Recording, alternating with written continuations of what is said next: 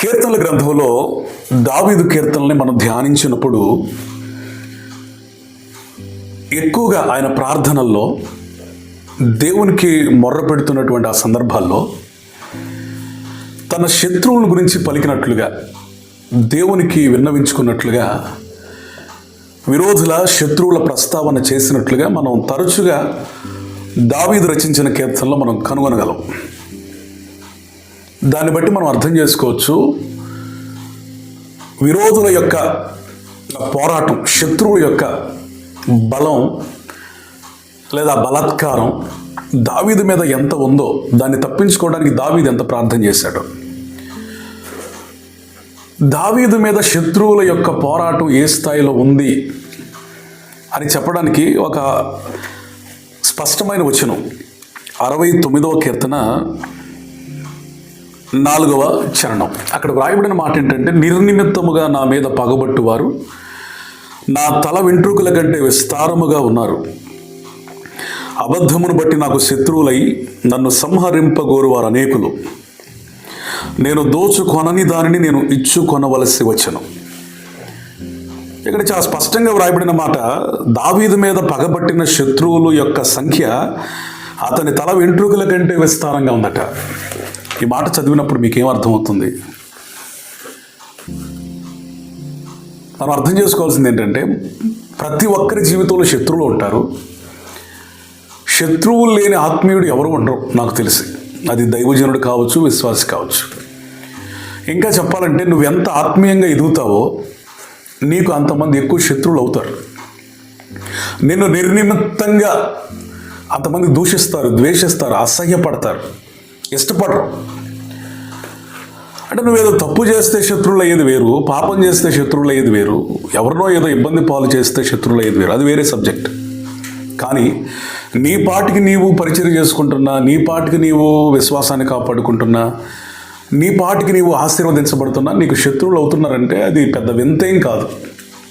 ఎందుకు అంటే, దావీదు అంతటి వానికే శత్రువుల సంఖ్య చెప్పాలి అంటే, ఒకవేళ దావీదు గారిని అడిగామనుకోండి, ఏమండి మీకు శత్రువులు ఎంతమంది అంటే, నా తలలో ఉన్న వెంట్రుకల కంటే విస్తారంగా ఉన్నారంటే లెక్కలేనంతమంది శత్రువులు ఉన్నారు. ఈ మాట చదివినప్పుడు వ్యక్తిగతంగా నేను ఆదరించబడ్డాను, దేవుని సన్నిధిలో పురికొల్పబడ్డాను. కారణం ఏంటంటే, మనం ఎంత నిజాయితీగా ఉన్నా, ఎంత పరిశుద్ధంగా బ్రతికినా, మనం ఎంత యథార్థంగా ఉన్నా శత్రువులు తయారవుతూనే ఉంటారు. మన భక్తి మనం చేసుకున్నా, మన సేవ మనం చేసుకున్నా శత్రువులు తయారవుతూనే ఉంటారు. దేవుడు మనల్ని ఆశీర్వదిస్తుంటే శత్రువులు మరీ ఎక్కువగా మారుతూ ఉంటారు. కృప ఎక్కువైతే శత్రువులు కూడా ఎక్కువ అవుతారు. మనకు ఇవ్వబడినటువంటి ఆ స్థితిని ఎదుటి వ్యక్తి అందుకోలేనప్పుడు వాడు శత్రువు అయిపోతాడు. కాబట్టి ఫలానా వ్యక్తి నాకు ఎందుకు శత్రువు అయ్యాడు, నేనేం చేశాను అని ప్రశ్నించుకోవడం కంటే కూడా, ఓకే, ఆత్మీయులకు కూడా శత్రువులు ఉంటారు. ఆధ్యాత్మిక స్థితిలో ఎంత ఎక్కువగా మనం ముందుకు కొనసాగితే అంత శత్రుత్వం పెరిగింది, పర్వాలేదు. అయితే ఒకటి, శత్రువులు పెరగటం అనేది దావీదుకే ఉంది, మనకు కూడా ఉంది, దావీదుకి అంతకంటే ఉంది. దేవునికి స్తోత్రం అని ఆదరించబడటం, పురికొల్పబడటం, దేవునికి కృతజ్ఞతలు చెల్లించడం మాత్రమే కాక, ఈ శత్రువుని మనం ఎలా జయించాలి అని కూడా ఆలోచించాలి. లేకపోతే శ్రమ దినమున కృంగిపోతే మనం చేతగాని వాళ్ళం అవుతాం. వేళదేముందులే అని నిర్లక్ష్య పరిస్తే వాళ్ళే మన జీవితాలు ముంచేస్తారు. ఒక మాటలో చెప్పాలంటే, శత్రువుల విషయమై అలక్ష్యంగా ఉంటే అపవాదికి మనం అధికారం ఇచ్చినట్టే, వాడికి అవకాశం ఇచ్చినట్టే. అయితే ఇప్పుడు ఏం చేయాలి? ఆత్మ సంబంధంగా పరిశుద్ధాత్మ దేవుడు కొన్ని సూచనలు, సలహాలు, ఉపదేశాలు మనకు చేశాడు. ప్రతి ఒక్కరి జీవితంలో శత్రువులు ఉంటారు కదా. ఈ శత్రువుల నుంచి మనం ఎలా జయాన్ని పొందాలి, ఎలా ఆ శత్రువుల మధ్య కూడా మనం ఆశీర్వదించబడాలి, ఈరోజు పరిశుద్ధాత్మను నా హృదయంలో పెట్టిన మాటలు ఈ గ్రేస్ టైంలో మీతో పంచుకోవడానికి ప్రభు మనందరికీ సహాయం చేయునుగాక. మీ అందరికీ గ్రేస్ టైంకి స్వాగతం, సుస్వాగతం. దేవుడు మిమ్మల్ని దీవించునుగాక. చూడండి, శత్రువుల నుంచి దావీదు ఏ విధంగా జయాన్ని పొందాడు, ఆశీర్వదించబడ్డాడు, శత్రువుల మధ్యలో ఏ విధంగా ఎదగగలిగాడు. 18వ కీర్తన 3వ చరణంలో ఉంది, కీర్తనీయుడైన యెహోవాకు నేను మొర్ర పెట్టగా ఆయన నా శత్రువుల చేతిలో నుండి నన్ను రక్షించును. నా ప్రియమైన దైవ సేవకుడా మరియు విశ్వాసి ఎవరైనా సరే, ఆత్మీయుడా, నీ జీవితంలో శత్రువులు తయారైనప్పుడు నువ్వు దేవుడే చూసుకుంటాడులే అని నిర్లక్ష్య స్వభావంతో ఉండొద్దు. దేవునికి తెలియదంటావా అన్నట్లుగా ఉండొద్దు. కానీ నీ శత్రువుల విషయమై నీవు దేవునికి మొర్ర పెట్టాలి. దావీదు అంతమంది శత్రువులు కలిగి ఉన్నా ఎందుకనంత ఆశీర్వదించబడ్డాడు, ఎదిగాడు, భద్రపరచబడగలిగాడు, అతడు ప్రాణాన్ని చేజిక్కించుకున్నాడు, ఎవరికి అందనంత ఎత్తైన శిఖరాలకు వెళ్ళగలిగాడంటే దావీదు చేసిన పని ఏంటంటే తన శత్రువుల విషయమై దేవునికి మొర్ర పెట్టాడు. అవును, ఈ రోజున మనకు కలుగుతున్న ఇబ్బందులు వాళ్ళకి వీళ్ళకి చెప్పుకుంటాం, మన విరోధుల గురించి వారితో వీరితో మాట్లాడుకుంటాం, కానీ దేవునితో మాట్లాడడానికి అనేకులు మరి ఎందుకు ఆలోచించారు. దావీదైతే తన శత్రువులను గురించిన ప్రస్తావన దేవుని యొద్దకు తీసుకొని వస్తున్నాడు. నీవు యథార్థంగా ఉంటే, నువ్వు నీతిగా బ్రతికితే, నీలో లోపం లేకపోతే, ఒక మాట చెప్తా, నిర్నిమిత్తంగా ఎవడైనా నీ మీద నేరస్థాపన చేస్తే, శత్రువుగా మారితే, నువ్వు ఒక మాట ధైర్యంగా తీసుకో, నీ శత్రువు దేవునికి శత్రువు అవుతాడు. ఎందుకంటే నువ్వు యథార్థంగా ఉన్నావు, పరిశుద్ధంగా ఉన్నావు, దేవుడు నీకు ఇచ్చిన కృపను బట్టి నువ్వు సాగిపోతా ఉన్నావు. అయినను నువ్వెవరికి హాని చేయకపోయినను ఆ ఎదుటి వ్యక్తి నీకు శత్రువుగా మారుతున్నాడంటే నీ శత్రువు దేవుని శత్రువు అవుతాడు. ఎందుకంటే దేవుని బిడ్డలమైన మనల్ని ఎవరైతే ముడతారో దేవుడే చెప్పాడు, నా కన్నుగుడ్డును ముట్టినట్లే అని. కాబట్టి మనం ప్రార్థన చేయాలి శత్రువుల విషయంలో. మన దేవుడు ఎవరు? దానియేలు ప్రార్థించగా సింహముల నోళ్లను మోసిన దేవుడు.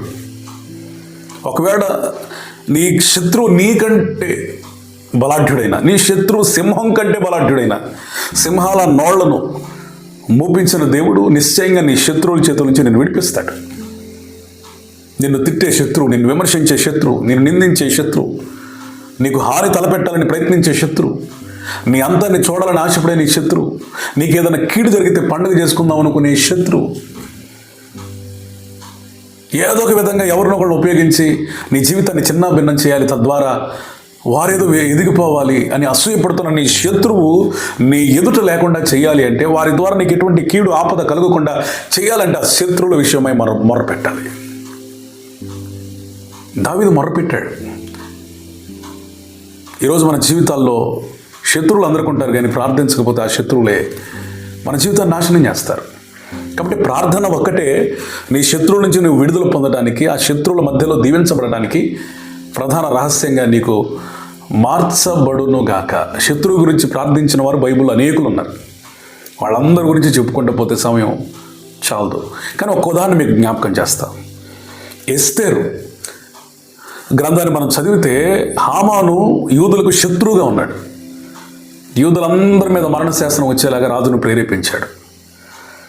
ఎప్పుడైతే ఎస్తేరు ప్రార్థన చేసిందో, 3 దినాలు ఉపవాసం ఉండి రాజు సన్నిధికి వెళ్ళిందో, దేవుని యొక్క కనికరం, రాజు యొక్క కటాక్షం ఎస్తేరు మీదకి రాగా, ఎస్తేరు ప్రార్థనను ఆలకించిన దేవుడు రాజు యొక్క కనికరం ఆ మీదకు వచ్చేటట్లుగా చేసి, ఏ శాసనం అయితే యూదుల్ని అంతమొందించేటట్లు చేయగలిగిందో ఆ శాసనానికి విరుగుడుగా మరొక శాసనాన్ని దేవుడు ప్రతిగా రాయించాడు.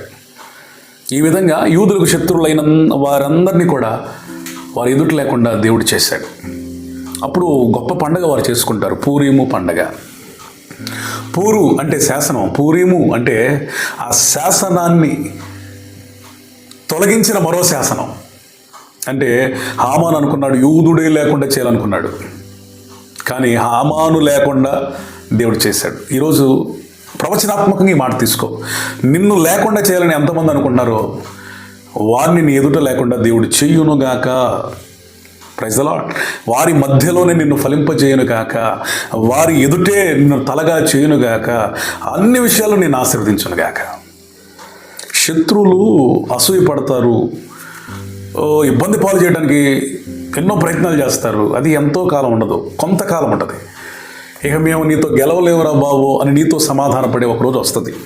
ఇస్సాకు జీవితంలో అదే జరిగింది. ఇస్సాకు ఏ బావి తవ్వితే అది మాదే అన్నారు.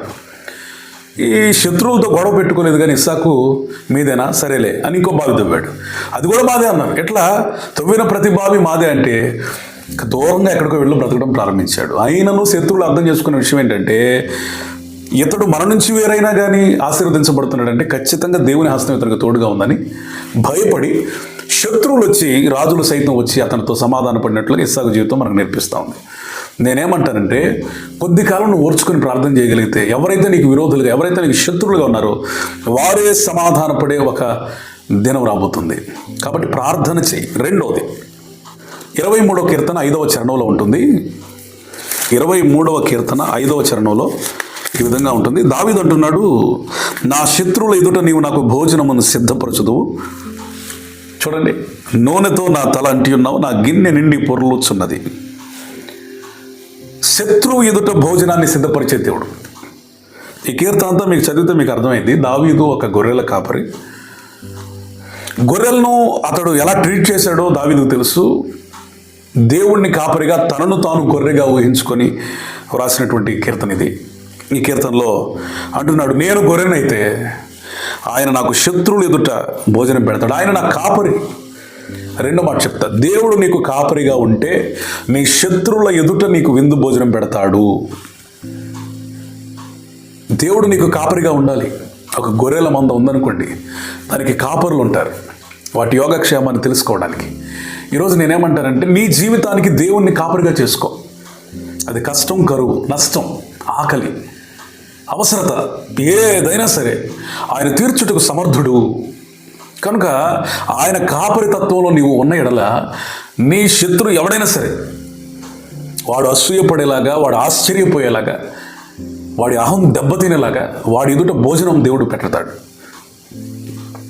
గుర్తుపెట్టుకో, మనుషుల ప్రయాస వలన కానిది దేవుడు నీకు తోడుంటే, దేవుడు నీకు కాపరిగా ఉంటే జరుగుతుంది.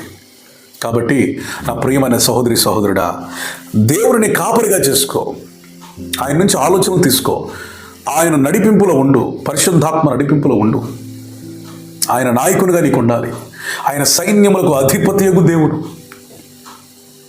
కాబట్టి మనకి ఆయనే నాయకుడిగా, యజమానుడిగా, అధికారిగా, కాపరిగా ఉంటే శత్రువుల ఎదుట మనకు ఆశీర్వాదం. శత్రువు చూస్తూనే ఉంటాడు, మనం ఎదిగిపోతూనే ఉంటాం. శత్రువు చూస్తూనే ఉంటాడు, మనం ఆశీర్వదించబడుతూనే ఉంటాం. శత్రువు ఏడుస్తూనే ఉంటాడు, మనం నవ్వుతూనే ఉంటాం. శత్రువు ఆకలి కొంటూనే ఉంటాడు, మనం సమృద్ధిగా తింటూనే ఉంటాం. శత్రువు అలా ఉంటుండగానే శత్రువు ఎదుట దేవుని బిడ్డలమైన మనకి భోజనాన్ని పెడతాడు. కాబట్టి నా ప్రియమైన సహోదరి సహోదరులారా, శత్రువును చూచి భయపడొద్దు. నీ కాపరి బలమైన కాపరని, నీ కాపరి గొప్ప కాపరని అర్థం చేసుకో. దావీదు దేవుడిని కాపరిగా ఎంచుకోవడానికి గల కారణం ఏంటి తెలుసా?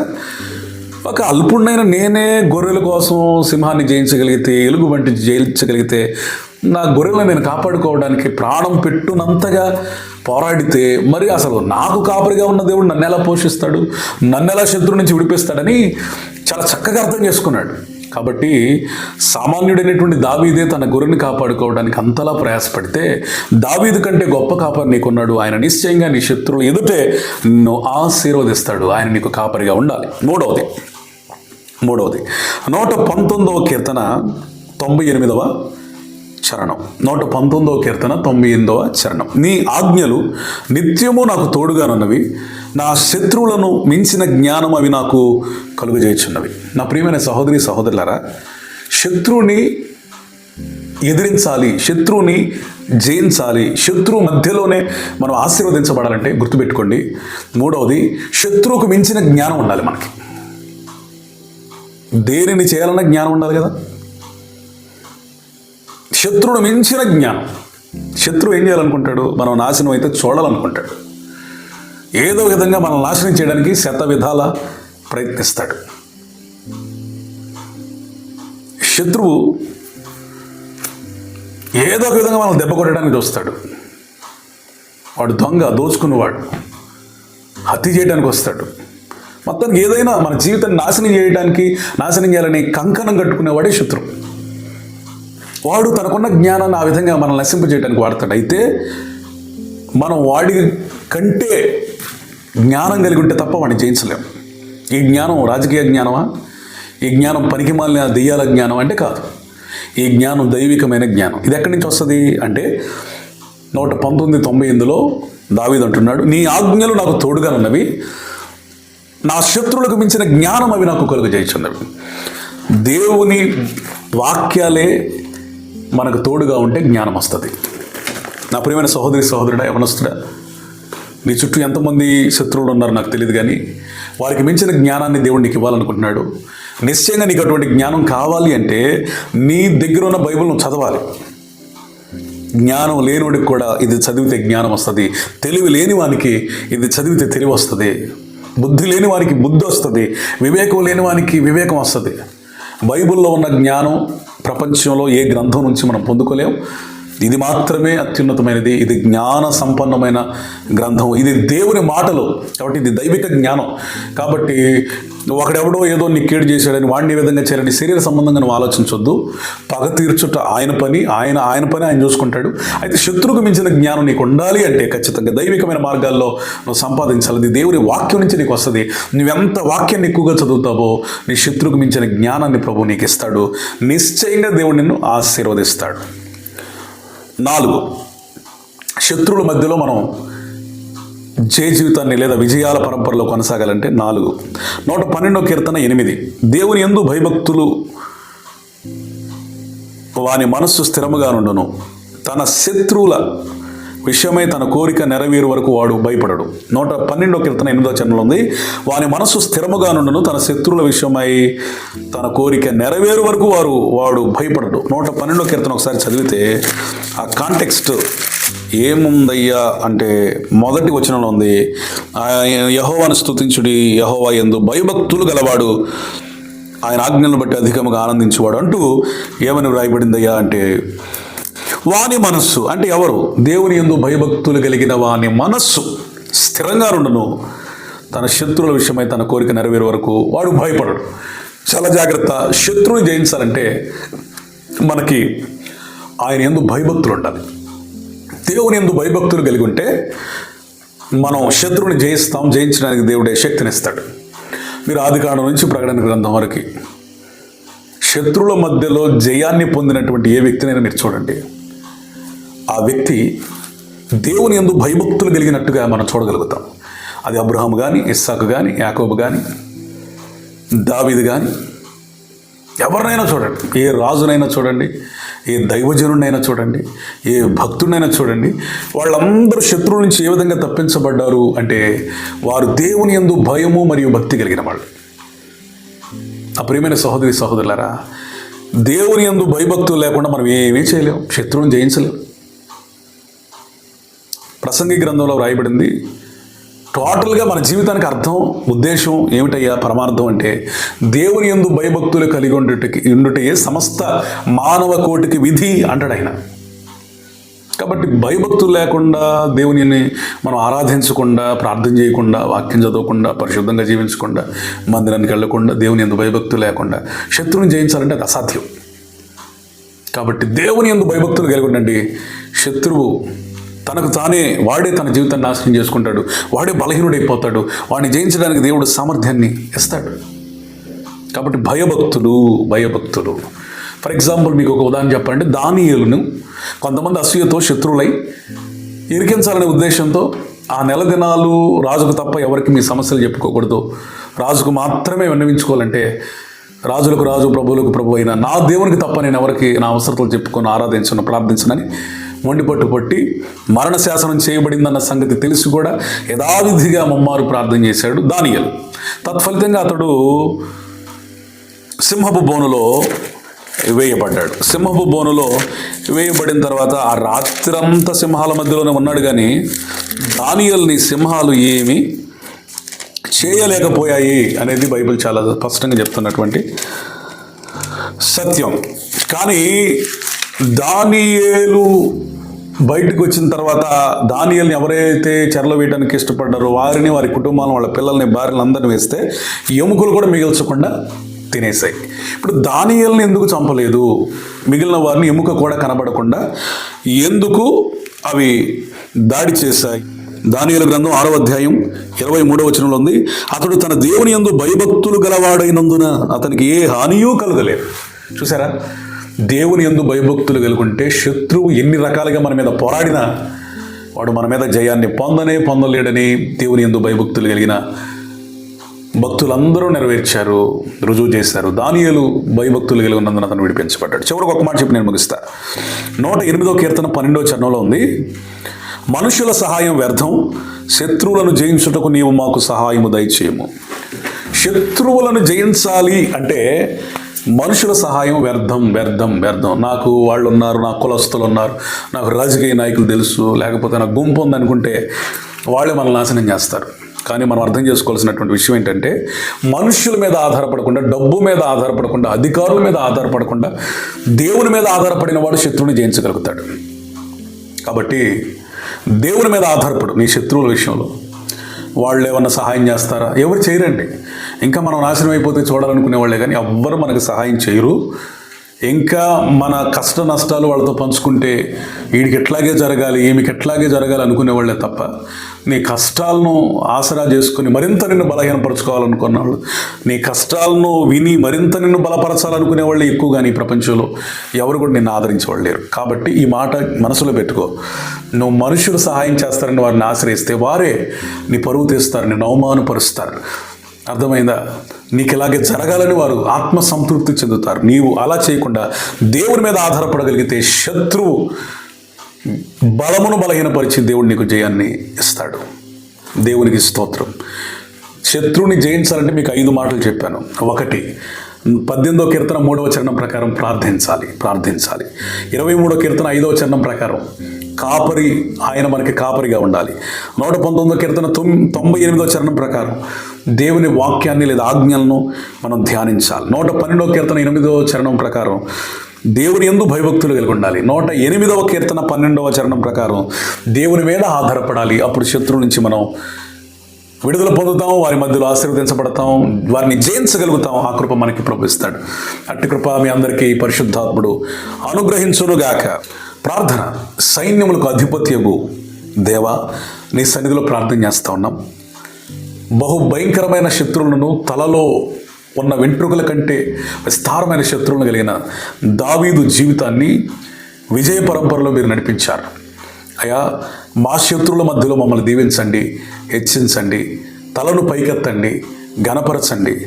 ఈ వాక్యాన్ని వింటూ ఎందరైతే కుమిలిపోతూ ఉన్నారో, కృంగిపోతున్నారో, వారి శత్రువుల మధ్య కూడా వారికి జయాన్ని, ఆశీర్వాదాన్ని, విస్తరణను మీరు దయచేయమని, ఆ శత్రువులు అవమానపడేలాగా వారిని దీవించి ఆశీర్వదించి వర్ధిల్లజేయమని యేసు నామములో అడుగుచున్నాను తండ్రి. Amen. Amen. God bless you. దేవుడు మిమ్మల్ని దీవించి ఆశీర్వదించును గాక. ఆమెన్.